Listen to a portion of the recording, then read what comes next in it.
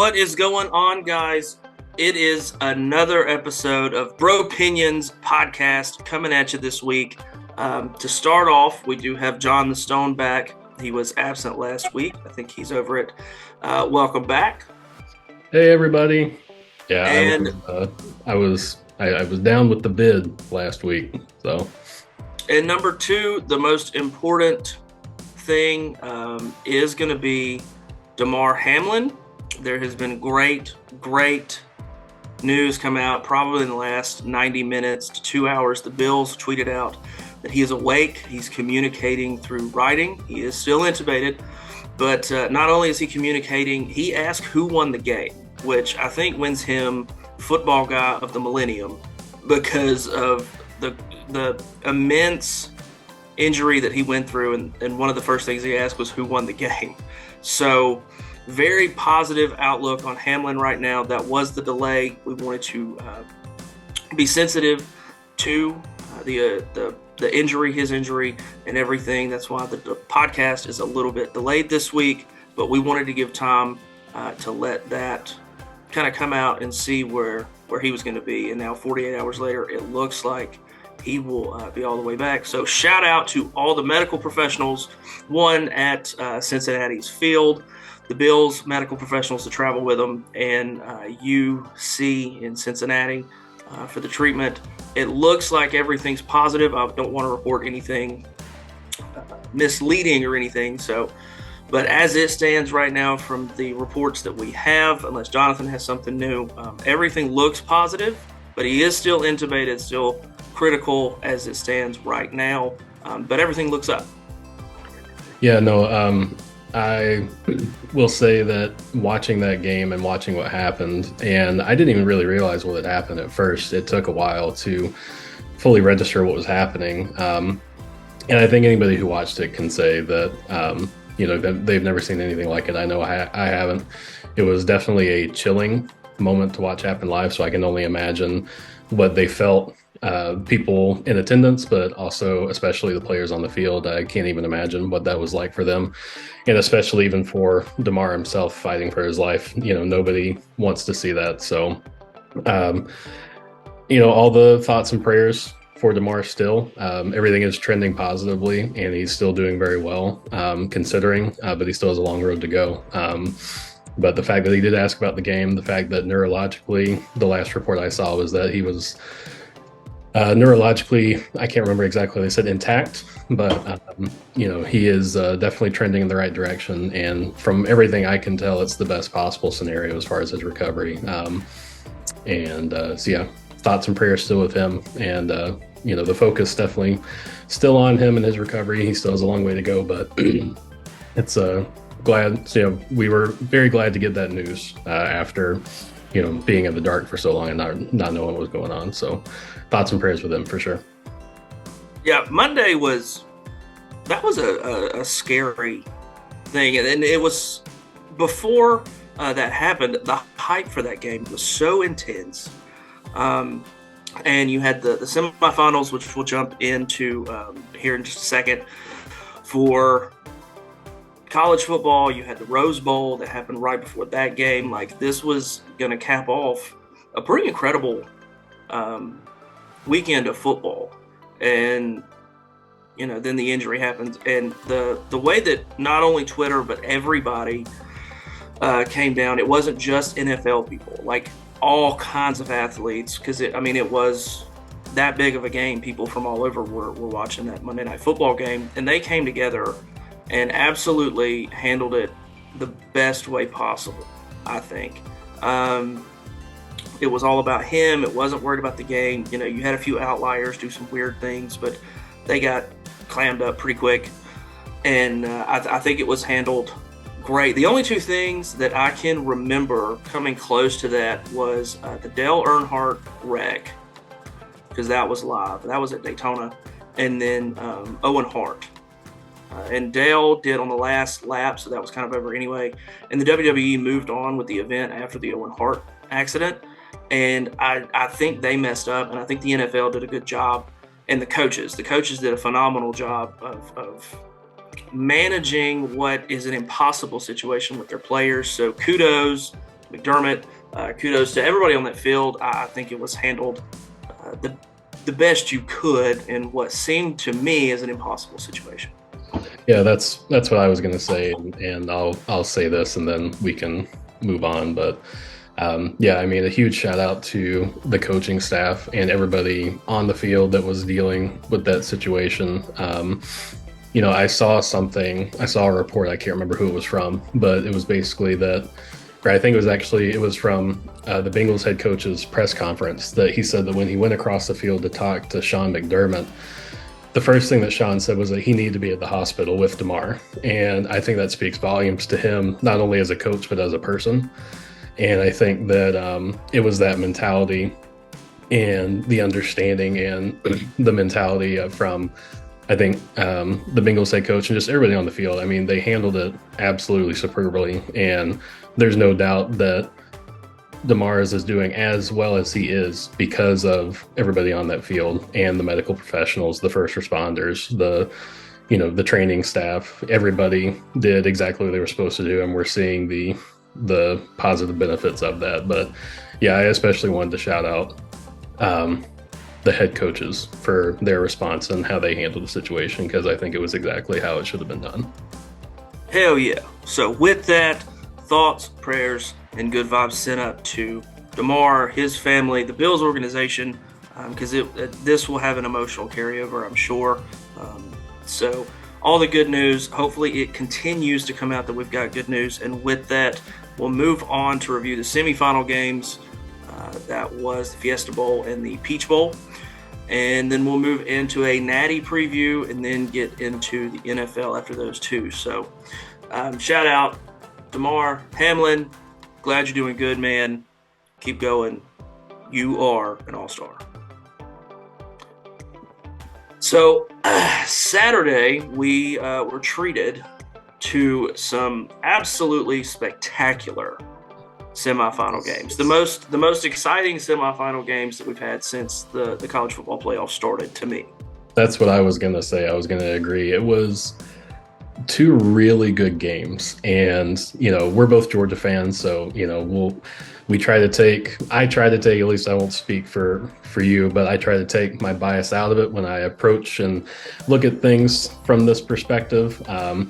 But as a Georgia fan, I was very nervous that whole entire game, and then we managed to pull it out. And honestly, if I'm being 100% honest, I don't think we deserved to win, but we happened to pull it out, and I'm happy for that.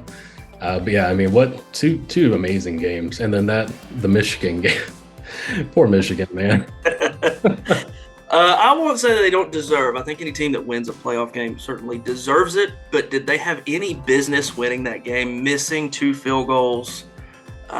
Stetson, the first drive, doesn't hand it off, and Kenny Mack has nothing but green grass. The defense had over pursued on the Stet. Kenny Mack was gone, and he pulled it, which he almost never does in that situation. He always makes the right read, made the wrong read, and that ended up leading to one of the missed field goals. Threw a pick directly at the defender. AD was on a go route, and I think Stetson threw a stop route or a curl, and he was just, the defender was right there. And I was like, man, what is going on? So, no, Georgia had no business winning that game, but they did, and doggone it, I'm glad they did. But on the first one, let's get into the Fiesta Bowl and talk about TCU, Michigan. Michigan, 2 years in a row, losing in the semis. And I'll tell you, the one player that I think affected the game the most, we hear about Max Duggan coming in second place for the Heisman. You hear about Quincy Johnson and that just absolutely disgusting move he did on a drag route to then spring him for the 70-yard touchdown. I think the player that affected the game the most was D. Winters. And he's on the defensive side of the ball. He had one of the pick sixes, but he had 7 tackles, no tackles for loss, but he lived in the backfield. JJ was running for his life from D. Winters, and he affected the game more than the stats show, and I think that's one that Georgia is absolutely going to have to key in on is Winters, because that kid was lights out. That player, lights out. Like, he was playing out of his mind. my cousin is a TCU fan, and I texted him. I was like, "Who is D. Winters, and where did he come from?" Because he's like a hurricane, and he is just raining all over Michigan's parade. And eventually, that happened. Yeah, TCU managed to pull it out. And, it's funny, growing up a Georgia fan, I'm not used to us being in the position of being expected to go in and dominate. I'm very used to and comfortable with Georgia coming in as an underdog, trying to take out usually Alabama. I mean, let's be real. And then, to be on the flip side of that, for one, it's a good feeling. I mean, for your childhood team to finally be playing. And I think you tweeted or retweeted something that was basically saying that as like, we're living in the days that we dreamt of as kids, of Georgia being the team that we always knew they could be. So, but yeah, I came up with that, man. I'm telling you, right? I was like, this is the glory days. Yeah. Live in the moment, because we have watched the 2012 SEC championship game where it was this close, and we watched the past like 9 Bama games where we pulled out one. Thankfully, it was a national championship, but one game where they pull it out, and it was this close and they miss it, and this close and they miss it, and it was just, you were like, man, the other shoe has to drop eventually. It did in the Natty, and now on the other side of it, where a number of people are like, no, we just want TCU to win, so Georgia does it. I was like, wait, that's no, yeah. Wait a minute. Right, exactly. And that's what I was going to say for TCU to, I mean, they didn't come out of nowhere, but for them to be in the championship game is a very cool thing to see. And for them to get that win over Michigan was huge. I was just looking at the ESPN kind of game summary page, and at one point, like I think 3 or 4 minutes into the game, they had like a 25% chance to win, and that was the lowest that they had all day. And then it slowly crept up, obviously, to 100. So, but yeah, I mean, Max Duggan is, if he doesn't get drafted high up whenever he is eligible, that's going to be a shock to me. That dude is legit, I think. So that kid is such a competitor.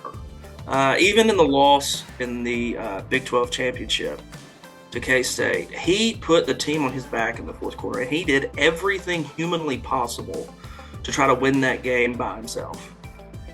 They came up just short, but man, that dude's a baller, and he just wants to win.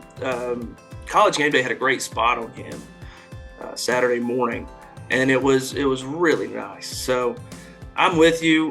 The other one that you have to look at is Amari DeMarcado. He's actually the backup running back. He's second string. Their starting running back got injured.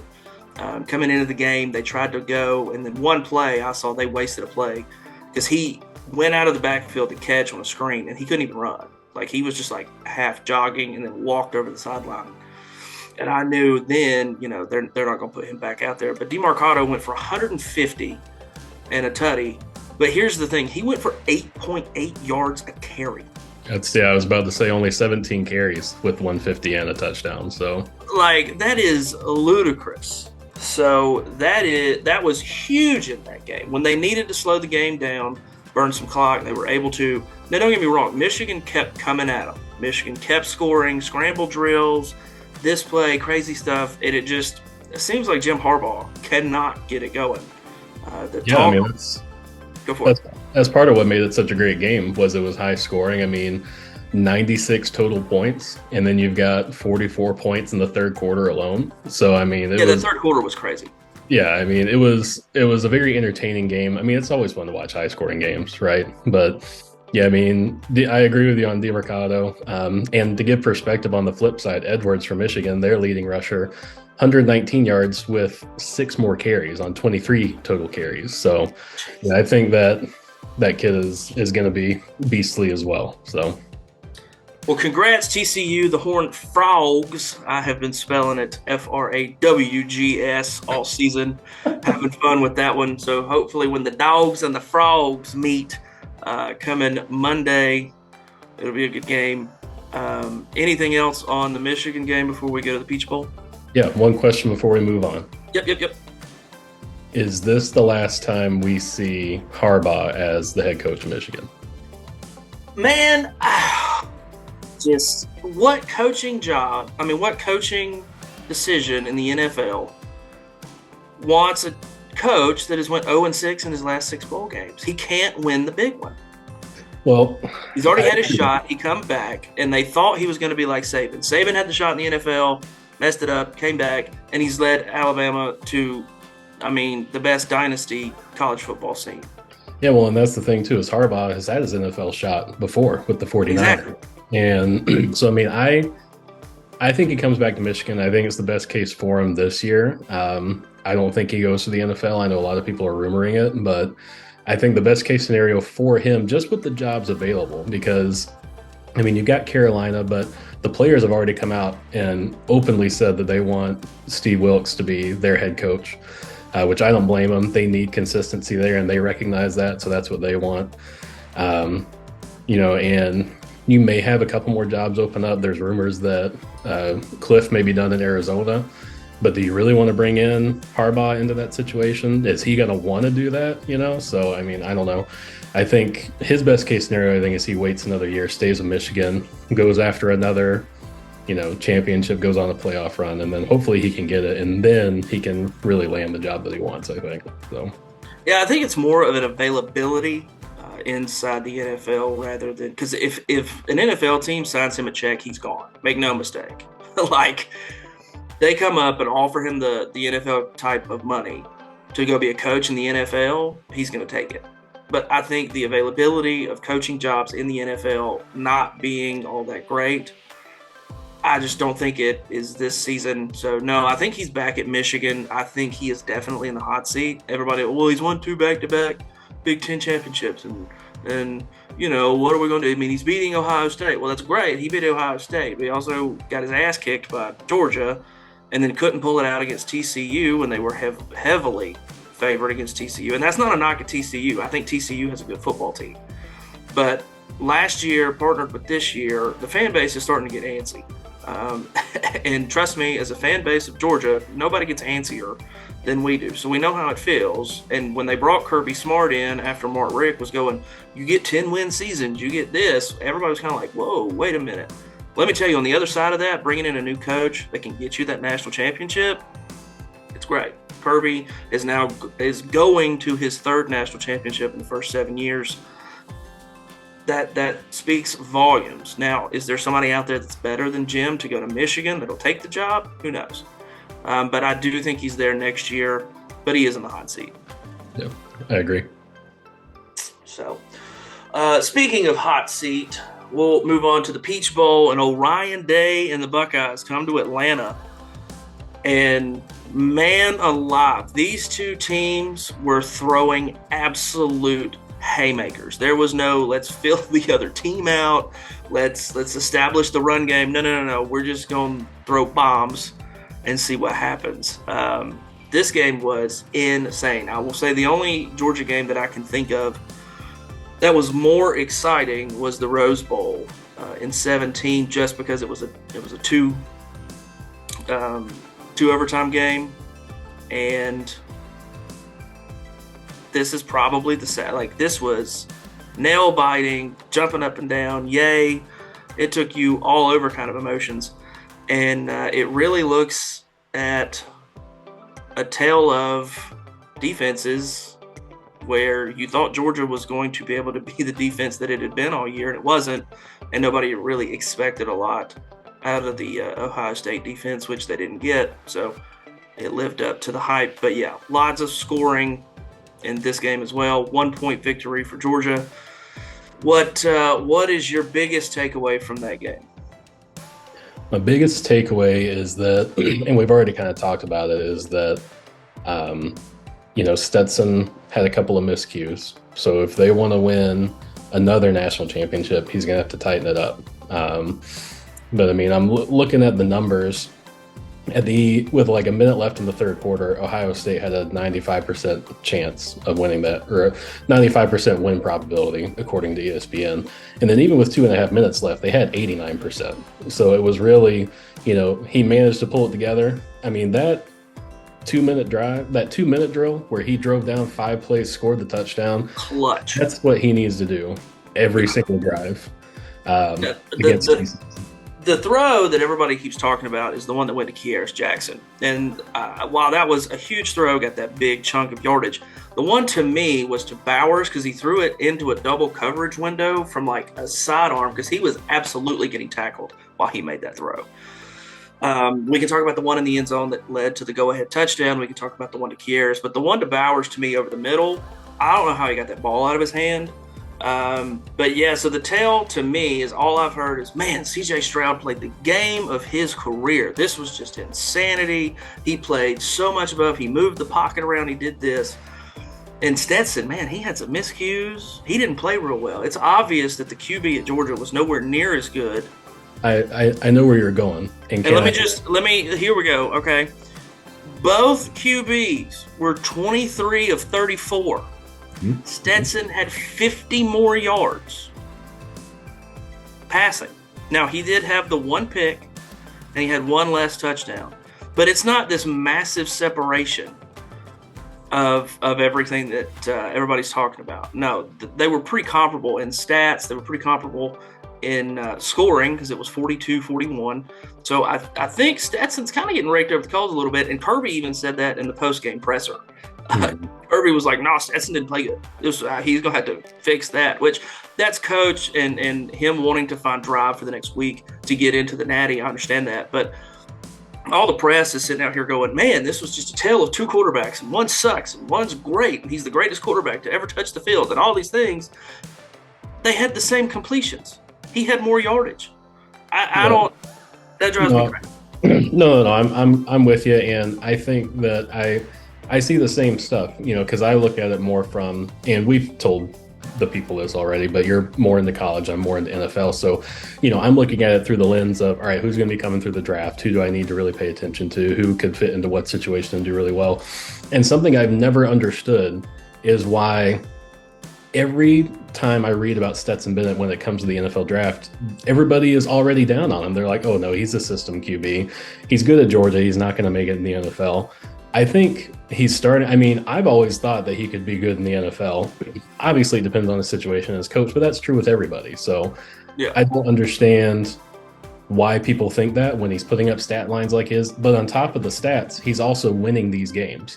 So it's not just he's putting up the stats like these guys are. He's going out, he's winning games. He's going to his second playoff championship in 2 years. And it stands a very good chance to win it. We haven't gotten into the numbers on that yet. We will in a second. But, I don't understand why he is getting the hate he is from a NFL draft prospect situation. So Feinbaum actually came out and made a pretty heavy comparison. Do you know who he said? Yeah. Stetson? Brady. No kidding. And I'm like, whoa, okay, but what do we talk about when we talk about Tom Brady? Do we talk about him having 80,000 passing yards? Do we talk about him having, no, we talk about the rings. How many times has he been in the Super Bowl? Well, let's look. Stetson has an Orange Bowl MVP, an SEC Championship MVP, a Peach Bowl MVP, a National Championship MVP, one National Championship, one SEC Championship. He's 29-3 as a starter. If you put those numbers next to any other quarterback, this is a top 3-4 round draft pick for sure. Maybe he's a little undersized, but but you're right. Stetson, since the beginning, and the fan base wasn't about Stetson 2.5 years ago. Stetson wasn't even, they were calling for him because I was in Indy, and there were grumbles for them to replace him at halftime in Indianapolis of that game. And then there's been more times after winning the national championship that people have been like, I don't know, Stetson's just not playing great. Maybe we need to. No, dude, that's your starting QB. And if anybody can stay, if Clemson can stay with DJ as long as they did, we can stay with Stetson. Because you know what Stetson does? He wins. Okay? DJ didn't win. Stetson is a winner. And that's just an intangible kind of thing. And I think that's where Feinbaum was trying to go, was that intangible just moxie. And a couple of people have been like, man, I'm rooting against Stetson Bennett. I hope he cost his team all this stuff. He's just a punk. He's this. Why? Because he went out there and proved everybody wrong and said he could win the game? Do you not like him because he has one? Because he went 5 for 5 for 190 yards in the fourth quarter and led Georgia to the national championship in the Peach Bowl when everything seemed lost? Why do you think because he walks off the field and kind of has a little swagger to him? Every NFL person does that when they score a touchdown. So why do you hate Stetson for doing it? Yeah. Well, and let's not forget Brady was a 6th-round pick too. So So I don't know. Excuse me. If Feinbaum is right on that, I'm not trying to say that Stetson Bennett is going to be the next Tom Brady. I'm not saying that, but Feinbaum did. So who knows? I think Stetson will get drafted, or at least picked up as a undrafted free agent, and somebody will give him a shot. I think somebody will give him a shot. So wrapping up the Peach Bowl, I think Darnell Washington got hurt early, so they weren't able to utilize him. Oscar Delp come in and did great in the blocking game. The running backs for Georgia did great, but the unsung hero was definitely Arian Smith, who runs a 10.400 yard, which is ungodly fast. Made some big plays. A.D. Mitchell made big plays. 3 catches, 129 yards, and a touchdown. Yeah, so huge from the wideouts, knowing that Bowers, who did have a crazy play on 4th down to extend the drive. The wide receivers that nobody talks about at Georgia were the unsung heroes for this game. Yeah, well, I agree 100%. And it was odd because, and I remember the announcers talking about during the game, and I remember thinking the same thing is Brock Bowers didn't have a target for the longest time. And this is the key part of your offense. And so, they got to fix that too. Because I don't know if that was part of the game plan, if he was just getting double covered or what the coverage was. I don't know what the full situation there was, but Stetson's got to tighten his play up. And then they also have to get Bowers involved in that game early. And that's what they've done all year. And that's what they need to keep doing if they want to win another championship. Yeah, and we'll be remiss to visit this game without talking about Marvin Harrison going out on a play that everybody that is outside the state of Georgia has said was targeting.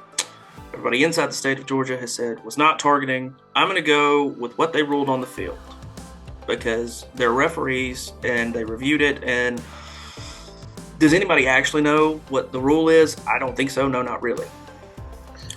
I don't know what the rule is. I'm going to side with you. I'm going to go with the ruling on the field. It was reviewed.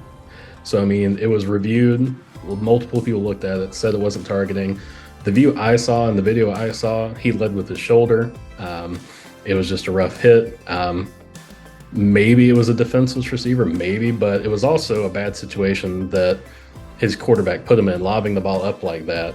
You know what I mean? It left him exposed. And I don't know if that was supposed to go through the back of the end zone or what that play was meant to do, but it was a bad situation. And it was unfortunate that he did have to leave the game because he is a really, key part of that offense. But I don't think it was targeting. And I agree with you and stand by the call on the field. Yeah, and Ohio State had already pretty much abandoned the run game. It's hard to run on Georgia. Jalen Carter is huge up the middle, so if you do run, you want to go to the perimeter, and the linebackers at Georgia are fast. So I get why they abandoned the run, but once Harrison goes out, you've already abandoned the run game. They're not going to really respect the run game except for C.J. Stroud, who kept running out of the pocket, and Georgia could not figure out how to just put one spy on him.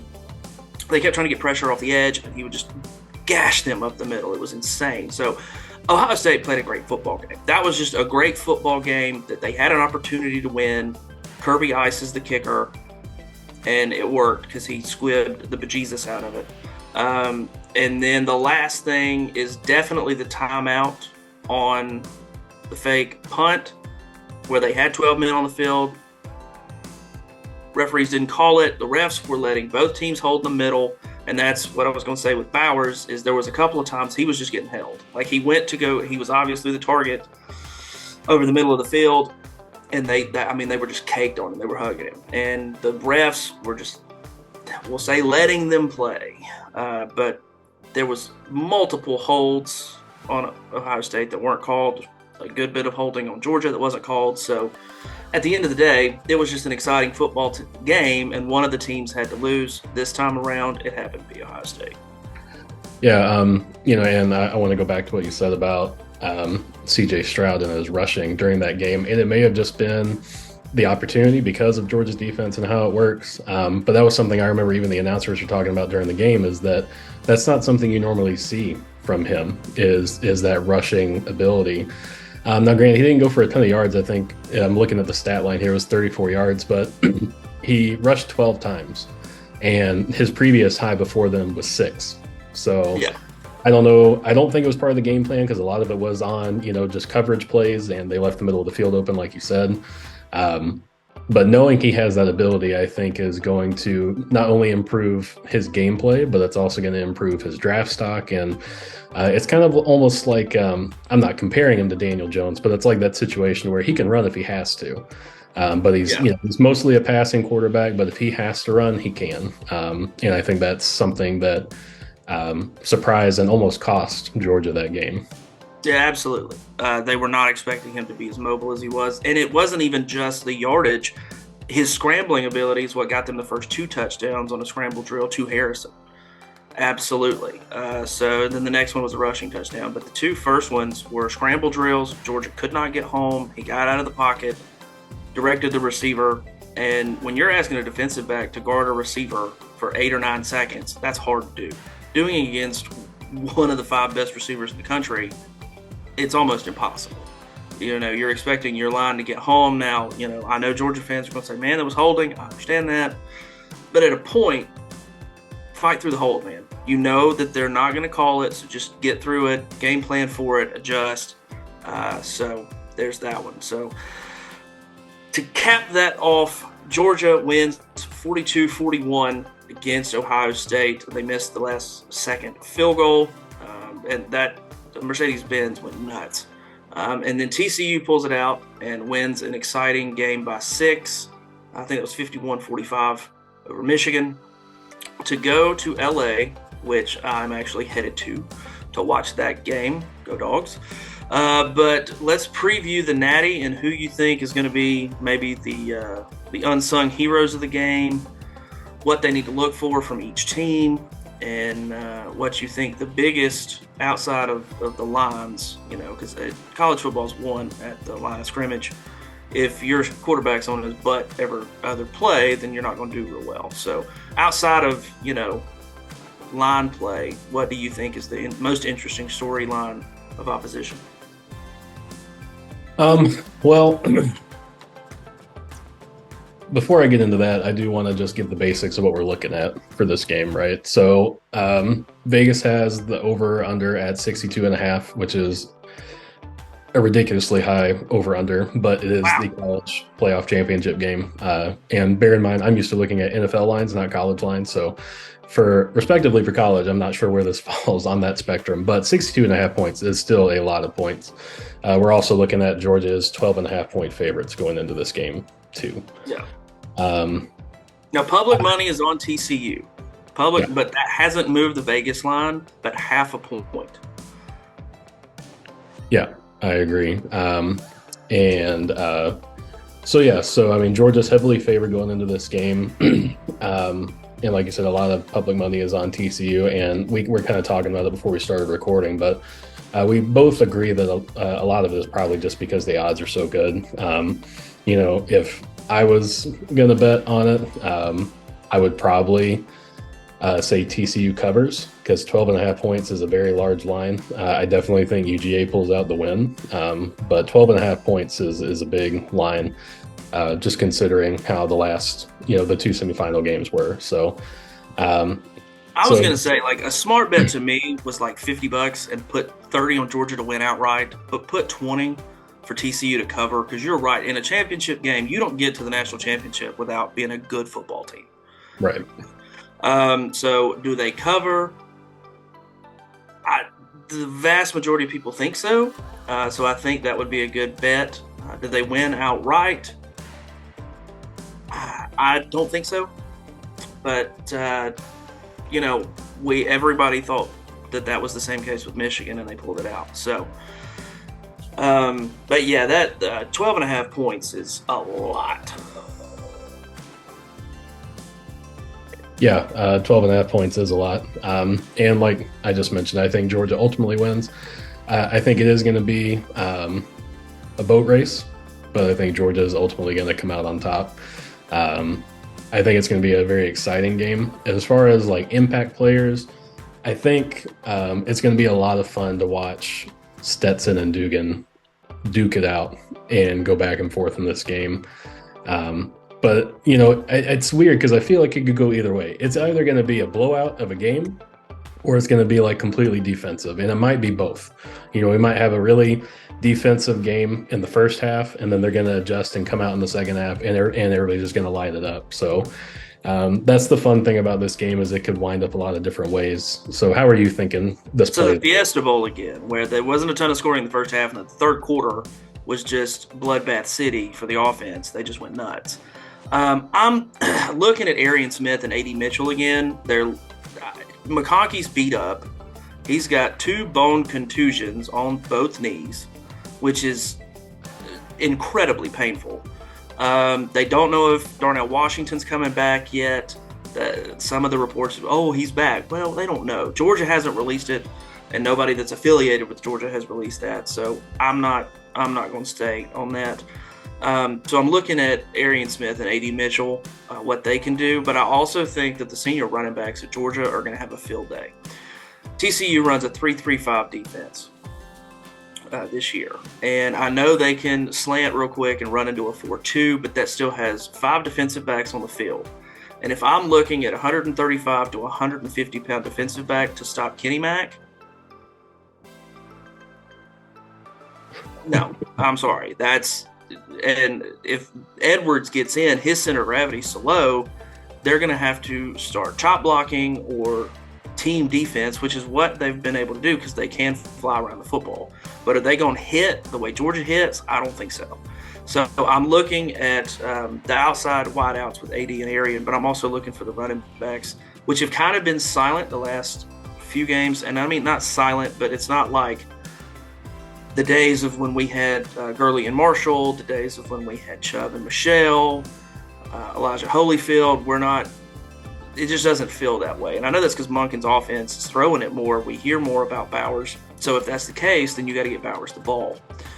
So that's what I'm looking at. What I think is the key to TCU to win the game is going to be Duggan's run ability, because C.J. Stroud absolutely destroyed them. I don't think Duggan has as clean of a pass during a scramble, but I think they're athletic enough to carve the back end of that up if he gets into a 5-7, 9-second scramble drill.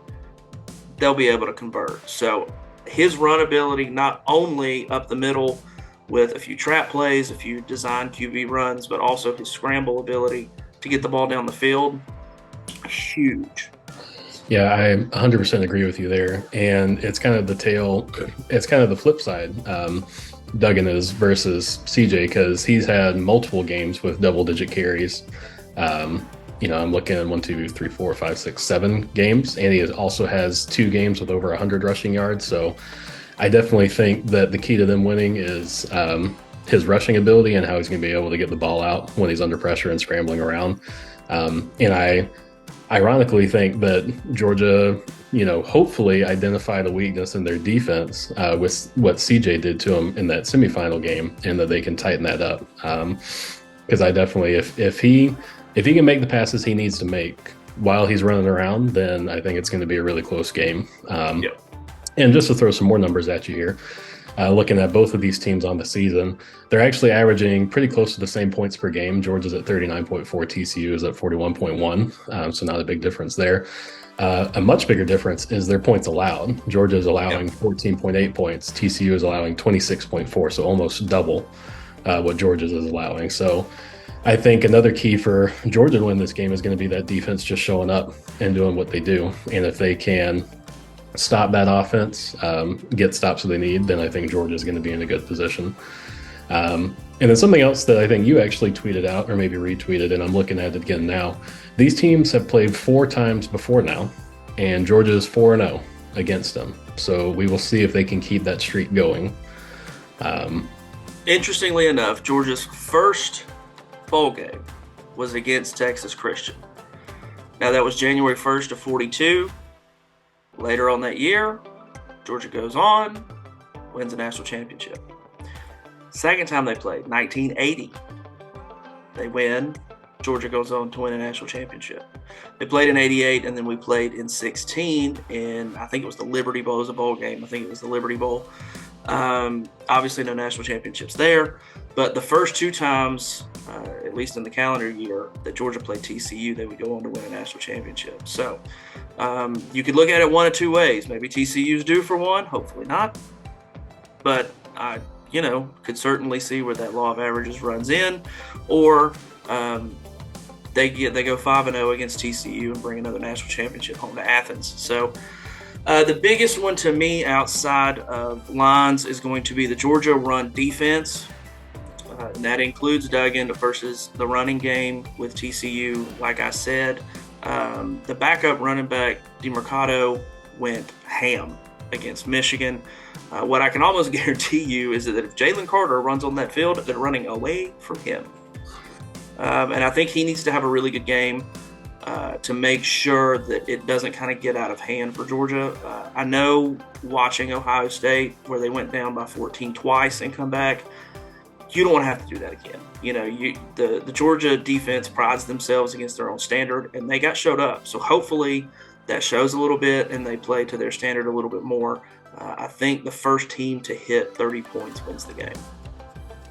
Yeah, I would agree with that. And, another interesting storyline I'm looking at, because I'm still looking at these numbers, is, and I'm not saying that TCU can't play on the big stage. Obviously, they won that semifinal game against an opponent they were underdogs. So, they've done it already.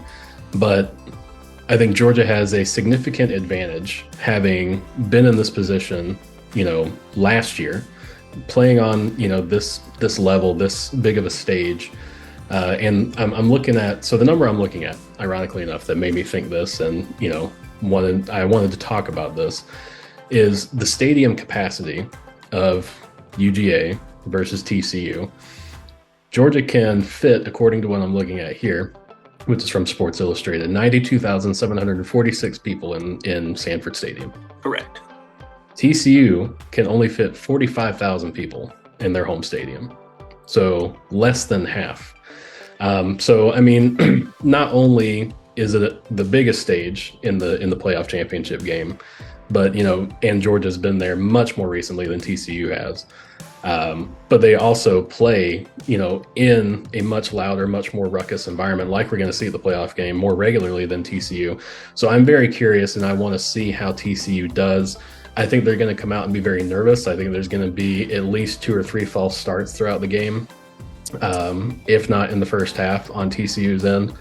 And it's nerves, and it's completely fine. But I do think that Georgia does have an advantage from that perspective of, they've been here, they were here last year, they know how to play in this situation. TCU, I'm not saying they don't know how to play, but I'm saying it's definitely a disadvantage for them to not be, to not have been in that situation, because a lot of these players haven't, been on this stage before.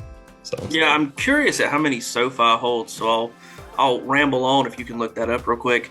I do think that experience plays a huge role in this. Sonny Dykes hasn't coached a national championship game. This will be the third one that Kirby has coached in a Georgia polo or whatever he's in at the particular game. But he also has the coaching experience from so many national championships while he was with Saban. So I think that's a big thing. I'm with you. Does it give them an edge? Probably. And anybody that's saying, oh, well, it won't be that much, Georgia to California, whatever, go back and look at the Rose Bowl, guys. Georgia traveled to the Rose Bowl like nobody could believe. So if you're thinking that Georgia's not going to show, if Georgia fans aren't going to show up at SoFi, keep dreaming, because I'm going to be there screaming my head off, and I'm bringing 2. So, but did you, how many does SoFi hold? That is a good question. Let me look that up. Yeah, so I know the 92,000 is definitely correct. I'm just curious. 70,000. So, yeah, it's a little bit bigger. But I think TCU played at Texas, and that's a huge stadium. They played a couple of other games that have big stadiums too. So, Small edge, yes. Is Georgia going to travel? For sure. Georgia fans will be at that game, make no mistake. TCU fans will be at that game. Can TCU win this game? Absolutely. Will I be surprised if TCU wins? No. Will I be a little sad? Yeah, because I'm a Georgia fan. But on an average, I think Georgia just wins the game. I'm going to look at probably 41-31. Yeah, that's funny. I was thinking 42-35. So yeah, close game, fun. Both of us say that TCU covers, and it will not shock me if the Frogs win. It'll hurt me a little bit, but it won't shock me. So there's the prediction for that. College is going to wrap up. We know we've been talking a lot, so let's move on to the NFL. Again, if you were not with us to start the first part of this, Damar Hamlin is conscious. He is making huge improvements. Now, he is still intubated, but the best that anybody can hope for has definitely happened. He's able to communicate, and he actually asked if the Bills won the game, which makes him a football hero in my book. So if you didn't catch it at the beginning of the show, Damar Hamlin is doing much better, and all signs look up. And with that said, let's look at Wildcard for the NFL, because it's going to be wild. No pun intended. Yep. Well, in this week, I mean, the last week of the regular season is always a mess, right? I mean, there's a reason why we don't play our fantasy championships in the last week of the regular season, because you've got teams all over the place that are sitting their starters. They're either already clinched or they're already out of it. So there's no sense in, jeopardizing those players and their careers because of how important they are to their franchises. So from a fantasy perspective, this is also part of the reason why we didn't do a fantasy episode, aside from me not feeling well. If you're playing your championship in this week, stop it. Get some help. No, I'm just no, I'm playing. But really, I mean, you really should. In my opinion, every fantasy championship should be the second to last week of the NFL regular season. So in the words of Pat McAfee, if you're playing your championship game this week, you stink. Yeah, for sure. So anyway, looking at this last week and these wild card situations that we have, obviously, one of the storylines that we should talk about is Jalen Hurts and Philly. We know Philly's making the playoffs. They've already clinched. That's not in question at all. What is in question is their first seed and clinching the division. Yeah, that's incredible to me that this one win or loss either puts them at number one or moves them all the way down to a wild card spot. That's crazy to me. Yeah, well, and that's the big thing everybody's talking about, is because that division is so good. I mean, You've got Dallas, you've got, this division is so good that our division, the Falcons division, is so terrible. It's like they're polar opposites of each other. I don't even want to watch any more of our division games. It's just it's garbage. I'm done with it. Just give me all of the NFC North. Was it NFC North? Yeah, right? Yeah. NFC East. East. Yeah. Why is Dallas in the NFC? Anyway, we could get into that later. But so if Philadelphia will clinch the NFC East with a winner tie, or if Dallas loses or ties. So even if Philadelphia loses, if Philadelphia loses, they need Dallas to lose. To the Giants, right? They're playing the Giants this week. Yeah, Philadelphia's playing the Giants. They're 14-point favorites. Jalen Hurts, last I heard, is trending to play. I think he's been practicing. But if they go up by 2 touchdowns, you got to sit him. Let him get the rest. Yeah. Minshew can manage the game to get you. Don't. And they need to get the ball out of his hands. So he does not need to take a hit on that shoulder. Mm-hmm. Yep. And that's for them to clinch the division. Philadelphia could also clinch a first-round bye and home field advantage if they win, or if Dallas loses and San Francisco loses. Speaking of San Francisco, last week, what happened? That's a good question. I don't think anybody. Hey, CMC, can you tell me what the hell happened last week, please? Anyways, Kittle, you're fine. Kittle, you did great, buddy. You can tell who had who in fantasy, right? San Francisco is also 14-point favorites. They're playing the Cardinals, and I believe David Blau is starting again. So, Yeah, San Francisco's going to win that game. yeah, they're going to win the game. It's not Philadelphia. If they want the first round, if they want home field advantage, they have to win this game. Yeah. They can't leave it up to everybody else. And then, because I mean, San Francisco is not losing, and there's no way that both San Francisco and Dallas are going to lose because Dallas is playing. Who even is Dallas playing? Oh, the Commanders. So, well, yeah. if Heineke starts, that's a game. If they sit Heineke is going to start. See, why is he not started last week? Which is because it's the Commanders. Washington just can't. Man, I'm not even gonna get into it. Anywho, so what we're looking at is who is on the bubble. And for the NFC wild card, it's the Seahawks, the Lions, and the Packers, and one of those teams gets in. Yeah. So, which is surprising. Well, yeah. And so let's talk about Detroit because I like Detroit. I really want them to make it, but they need a lot of things to happen. Yeah, they need some help. Detroit is playing. They flexed this game to Sunday night for good reason. Although it could end up not be. We'll talk about it. Detroit will make the playoffs if they win and Seattle loses or ties their game. Seattle is playing the Rams.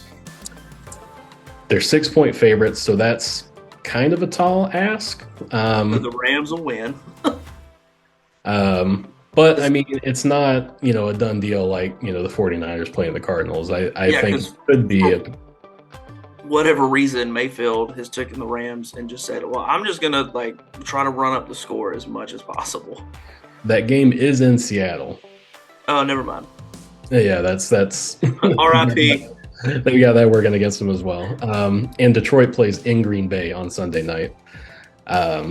Cool, that's hard.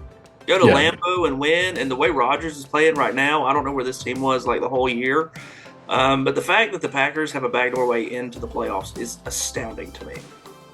Yeah, Green Bay, if they win that game, they're in the playoffs. So that's just nuts. Yeah, they're an in and win in that situation there. Detroit, if they win, they need Seattle to lose. If they tie, they need Seattle to lose. If they tie and Seattle ties and Washington wins, then Detroit will also still be in. I hope everybody at home understands what he just said. Because I just wait for all the games to be played and then let the TV tell me what the hell happened.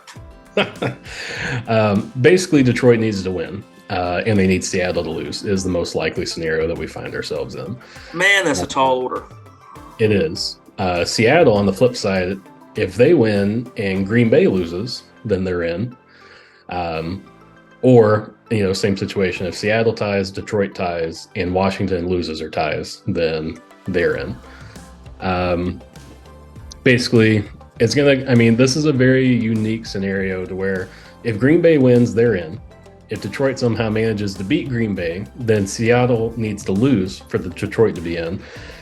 If Green Bay loses and Seattle wins, then Seattle is in. So you've got a three-way scenario here that comes down to basically, these three games.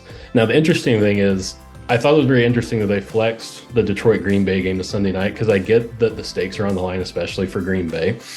However, if Seattle wins, because they play at 4:30, Detroit's going to know, and they're gonna know going into that game whether they have a chance to be in or not. No, I don't think that means anything. I don't think they're gonna tank.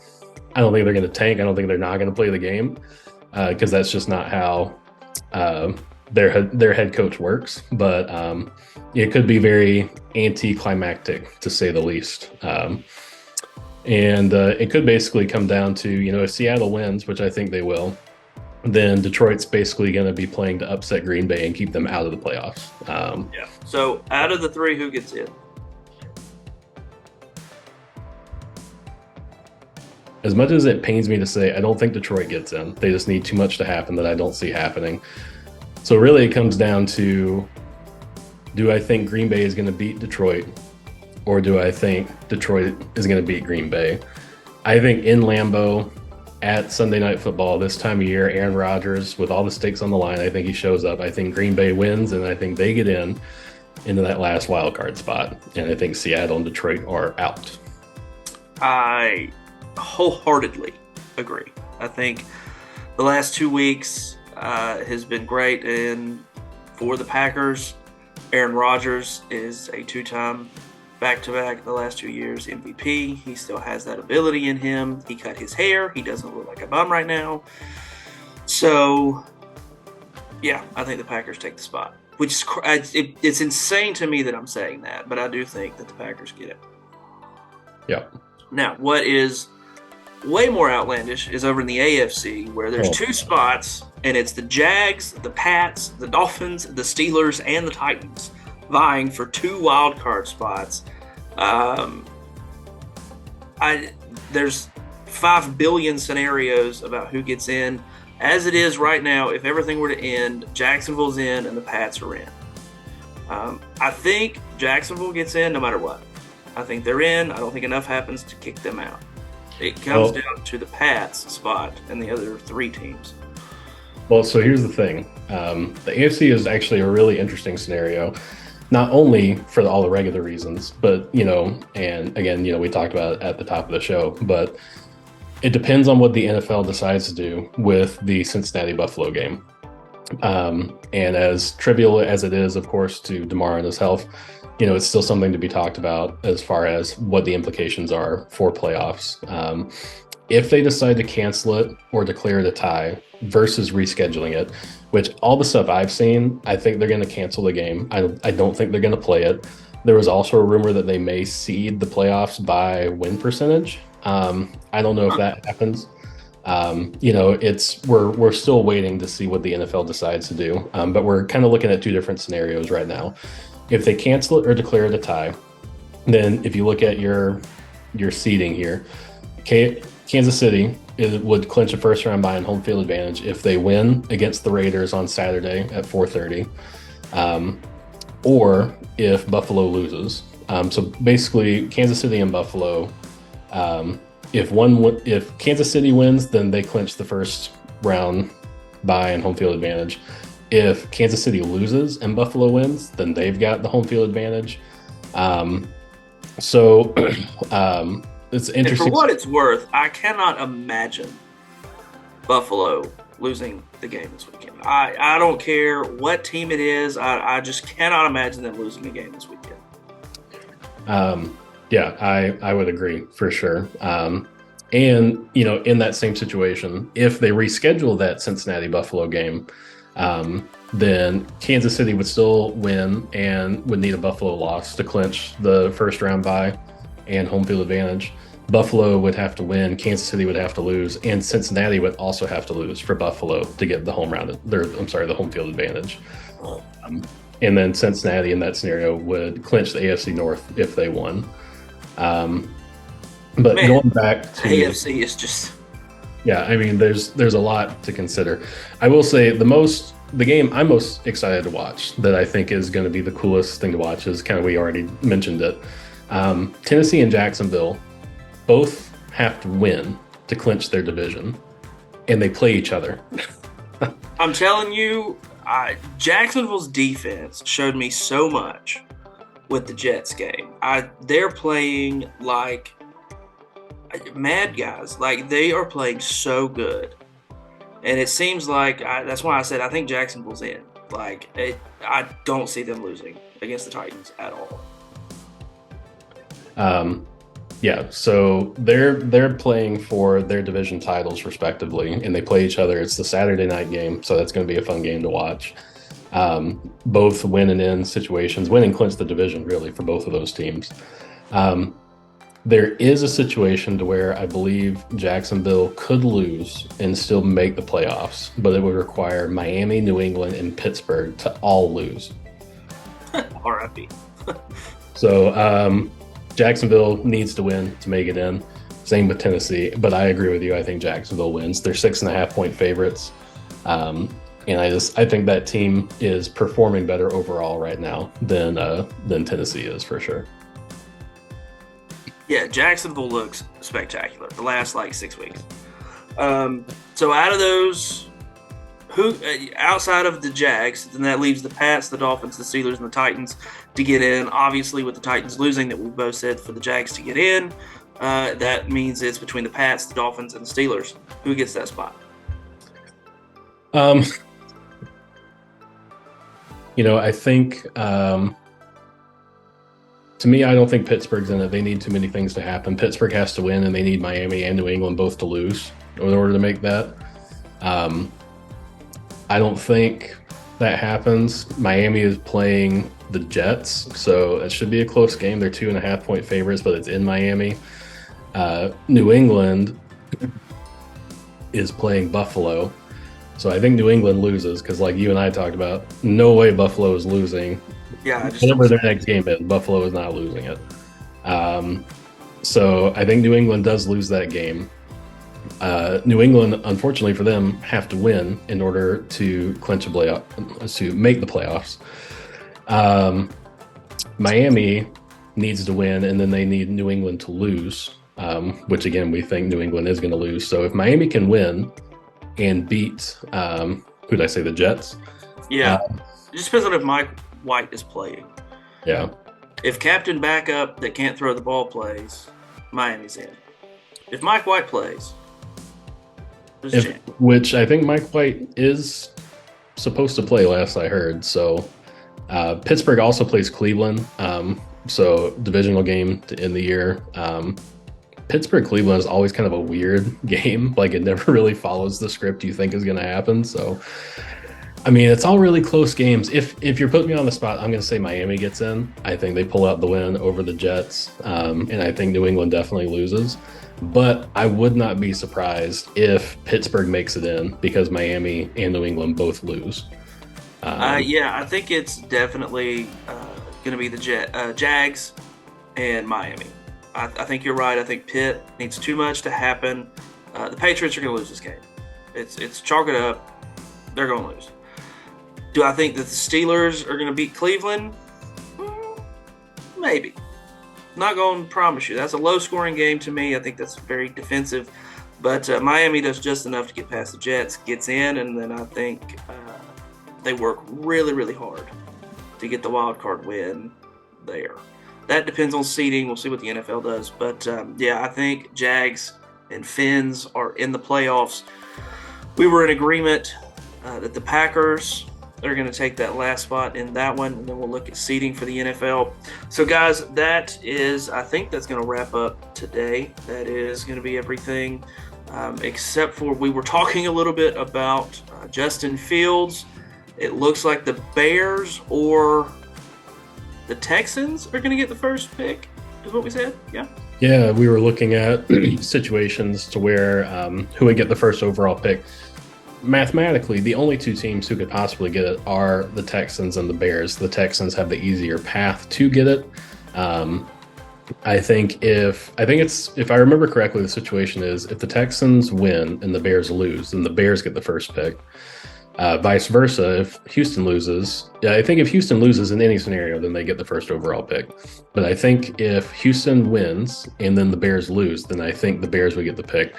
Houston does play Indianapolis, so there is totally a world where they win this game because Indianapolis has just looked like garbage pretty much all season long. Yeah, poor old Indy. Can't figure out how to play football. However, if they both lose, Houston still gets it. And I think Chicago does lose because they're playing Minnesota. It's in Chicago, but Justin Fields, they've already ruled him out. He has a hip injury. So I think, they've already ruled him out. He's not playing. I don't know who the backup is there in Chicago, but I think they're 7.5-point underdogs going against Minnesota. I think Chicago loses no matter what. I think Houston could win or lose. So, I mean, Houston, if they want to keep their pick, they lose the game. So here's this. Way too early pick. Houston loses, they get first pick. Who do they take? It's going to be either CJ or Bryce, one of the QBs, no doubt. They need it. Davis Mills is not the answer for them there. They don't need a running back or anything like that. So I think, Houston, if they have that first round pick, they're taking one of those QBs, either Stroud or Bryce. So not Max Duggan after he wins the national championship? You never know. You never know. If Chicago takes the pick, who are they going to pick up? That is a more interesting question because you and I disagree. I think Justin Fields is a good quarterback. I think what Chicago needs is they need a true wide receiver. They got to do what Philadelphia and Miami did. Philadelphia went and got A.J. Brown. Miami went and got Tyreek Hill. They need to go sign a big name wide receiver in free agency. They traded for Chase Claypool. I don't know what's up with him after that great rookie season he had with Pittsburgh. He's not looking good, and he's not the answer. Darnell Mooney was hurt, and he's a decent wide receiver, but he's not a one. He's a field stretcher type guy who's going to get the big play every now and then, but he's not going to lead your wide receivers, onto the field and lead them, to victories. So they need to pick that out of the draft, or do they go after free agency to get that established? Everything I've seen from the draft so far, there's some good wide receivers, but it's not a very wide receiver heavy draft. I think if Chicago gets the pick, I think their first pick should be either a lineman, either O-line or D-line, whatever you want. Maybe get Jalen Carter. I don't know. There it is. That's where I was leading you. Jalen Carter, number 1 pick. Because they already traded Roquan. The defense took a little bit of a step back when he lost. You want somebody up the middle. And Chicago's defense has not been great against the run. All that great? Yes. But no, me and you disagree on Justin Fields. I do think they need to move him into a slot receiver, a scat back, somebody that doesn't throw the ball 70 yards every play and does these things. Go get a real QB, not the Justin Fields QB. You're such a hater. It hasn't worked. But, Chicago can, they haven't figured out football for the last couple of years. It's all right. But you know what they have figured out? The best pizza on the damn planet. And because we made a bet and George Kittle went absolutely ham that game, what pizza did we say was the best pizza? A bet is a bet. So I am obligated to say that the best pizza is Chicago deep dish. However, that's going to be a great soundbite. We ran a poll on Twitter that New York style is the best pizza. So anyway, I'll leave it at that. But I also got word that Elon Musk skewed that. So the bet is the true determining factor. So, all right, guys, end with a little bit of fun there for you. Again, it was a delayed week because of everything that went on with Monday Night Football and Damar Hamlin. Just to wrap up, he is doing much better. All the signs are pointing upward, and that he is being able to communicate. So the neurological deficits that people were worried about seem to not have taken place. So that is a very good sign. Thank you guys for listening. I know this was an expanded one. Next week, we'll definitely be covering the national championship. I'm actually headed out there Monday. Can't wait to do that. Glad to have John the Stone back. He's feeling much better. And next week, we will know the seeding. Hopefully, the NFL will figure out what to do with that game. We'll know seeding, and we will preview wildcard matchups and give you the picks on who we think is going to take them. So, John, any final thoughts? New York style's best pizza. Bye. Trash. He likes crackers with some cheese on it, that's for sure. I'll call Ritz. Maybe they'll sponsor you. Hashtag not sponsored. Hashtag Ritz is not a sponsor of this show. So, all right, guys, check in next week. We'll try to get it back on Wednesday to stay with our schedule. If you like what we're doing, feel free to follow along on Spotify, Apple Podcasts. We're on YouTube. Anywhere. Follow us on Twitter. We're there's a whole lot of stuff that John's doing. He's just been a fantastic partner in this. So follow us on all those things. We'll get some crazy takes. And then after football season's over, we'll take our own takes of other things. We're looking at, obviously, pizza this deep dish is actually a pizza and it's better, and you heard him say that. Okay. You're looking at movies coming out, things of that nature. Maybe a little bit of nostalgia telling you that the Super Smash Bros. 64 is the best because it was the OG. And if you can't be good at that game, you can't be good at the rest of them. And if you think 64 is not right, then you're wrong. Maybe even doing some different drafts, favorite cereals, favorite video games, things like that. So we're going to get into a lot of fun. Yeah, so guys, feel free to comment, give us your suggestions. Look for a few live through Instagram or YouTube. If we both are able to knock it out, we'll definitely go live and have fun communicating with you guys. So, Fam Jam, until next time, this is Bropinions signing off. This is a Big O Go Dogs from LA. We're going to go ham. We're bringing it back to Athens, Georgia. Nothing to say after all that, man. Go Dogs.